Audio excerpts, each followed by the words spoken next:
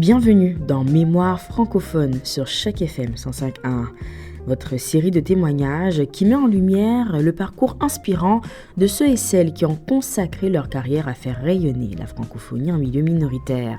Bonne écoute.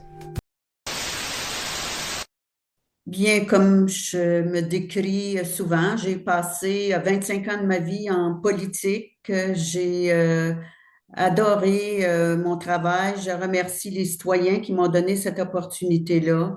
J'ai pu, je pense, faire une différence pour les Franco-Ontariens. Et puis, on aidait aussi les autres provinces dont les francophones étaient minoritaires.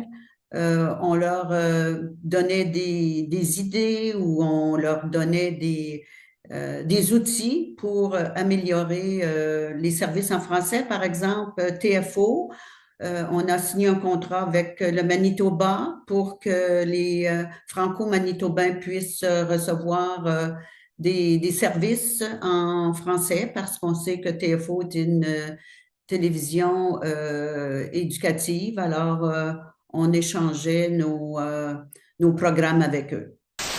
La langue française, ça a été ma première langue parce que je suis originaire du Québec, dans un milieu, un petit village, Kiamika, où tout le monde parlait français, personne ne parlait l'anglais. Alors pour moi, c'était difficile de garder ma langue. Mais lorsque j'ai déménagé à Ottawa pour faire mon cours d'infirmière à l'hôpital Montfort, je me suis aperçue que la francophonie n'était pas quelque chose qui était gagné en Ontario. Et j'ai eu beaucoup d'admiration pour tous ceux et celles qui ont milité pour s'assurer que les services, que l'éducation en français et la langue française euh, perdure et continue à s'épanouir en Ontario. Alors, je me suis engagée assez rapidement parce que j'avais des amies franco-ontariennes qui me parlaient de leur histoire, de tous les défis qu'ils ont eus et les batailles qu'ils ont dû continuer à faire pour pouvoir garder leur langue et surtout en éducation, en santé, dans des domaines connexes. Les défis que j'ai eus, bien, c'était des défis, même si on pense que l'hôpital Montfort, on offrait des services en français, oui, mais il y avait beaucoup d'unilingues anglophones qui travaillaient à l'hôpital. Alors, moi, j'ai fait mon cours là et les professeurs, souvent, utilisaient beaucoup de verbes ou de mots-clés en anglais et moi, je n'y comprenais rien. Alors, ça m'a aussi aidé à voir les lacunes et les besoins. Les défis que j'ai eus, ça a été, premièrement, de me faire accepter parce que j'avais surtout là, en politique, alors j'étais souvent pas unique, mais presque unique comme soit conseillère municipale ou comme députée. Et ça a été un défi. Mais moi, les défis, je vois pas ça non plus comme quelque chose de difficile ou difficile. Je me dis, je prends pour acquis que les gens ils ont une bonne volonté et probablement qu'ils ne connaissent pas les besoins et les défis que les francophones ont à surmonter. Alors, ça a été, c'est l'approche que j'ai prise. Alors, j'allais les rencontrer puis leur demander, mais pourquoi vous ne voulez pas, comme par exemple, qu'on ait les politiques en français à la ville d'Ottawa? Et je pouvais les écouter et essayer de les convaincre de la plus-value d'avoir des services, surtout ici, la capitale du Canada. Et à Queen's Park, ça a été la même chose. C'était d'écouter, essayer de comprendre pourquoi on ne voulait pas ou on avait peur de quoi. Alors, ça a été l'approche aller doucement et les écouter et suggérer. Des fois, c'était juste changer peut-être quelques articles du projet de loi ou quoi que ce soit pour amener les gens à voter à l'unanimité pour le projet.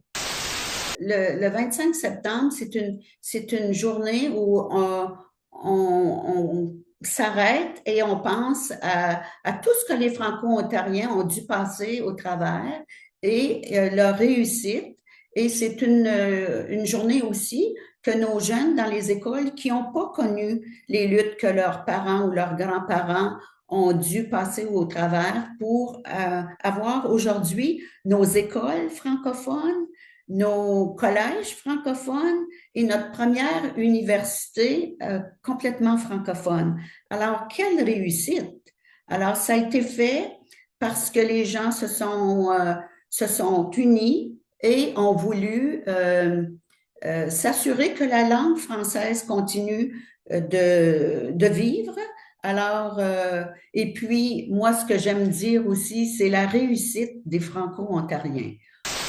J'étais, oui, la première femme francophone et la deuxième femme, parce que de tous les procureurs généraux qu'il y a eu en Ontario, il y a seulement eu 2 femmes. Alors, j'étais la deuxième. Et encore là, je voulais m'assurer qu'on ait des services de justice en français. Alors, on a commencé à désigner des palais de justice. Ça a été le premier à Ottawa, donc j'ai fait l'annonce. Parce qu'on dit toujours, hein, il y a une expression anglaise, mais je vais le dire en français, justice qui est pas rendue d'une façon rapide, c'est comme pas avoir de justice. Hein. On dit justice delayed et justice denied. Bien sûr que la nomination d'un commissariat, du commissaire au service en français, ça suivait la loi hein, sur les services en français en Ontario, mais alors on voulait s'assurer que la loi soit respectée.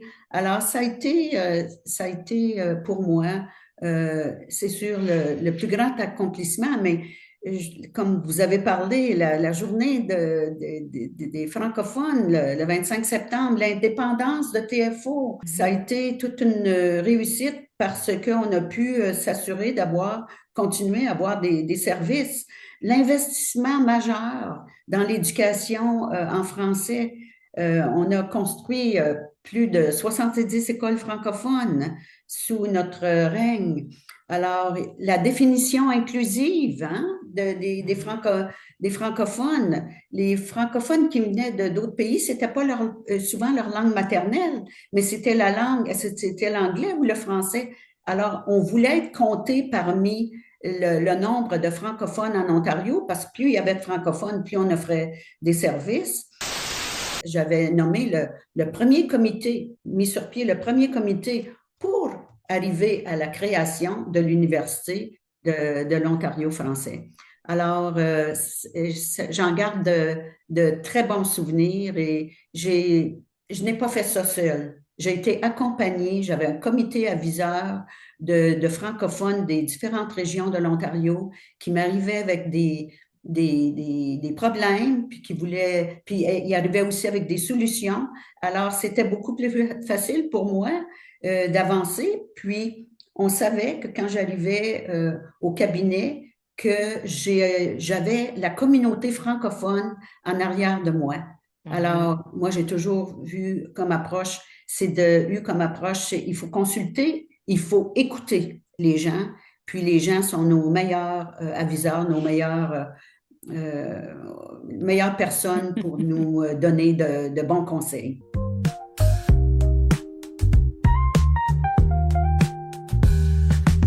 Vous regardiez Mémoire francophone, un programme financé en partie par le gouvernement du Canada. Retrouvez cette entrevue en intégralité en mode balado sur chacfm.ca/mémoire franco.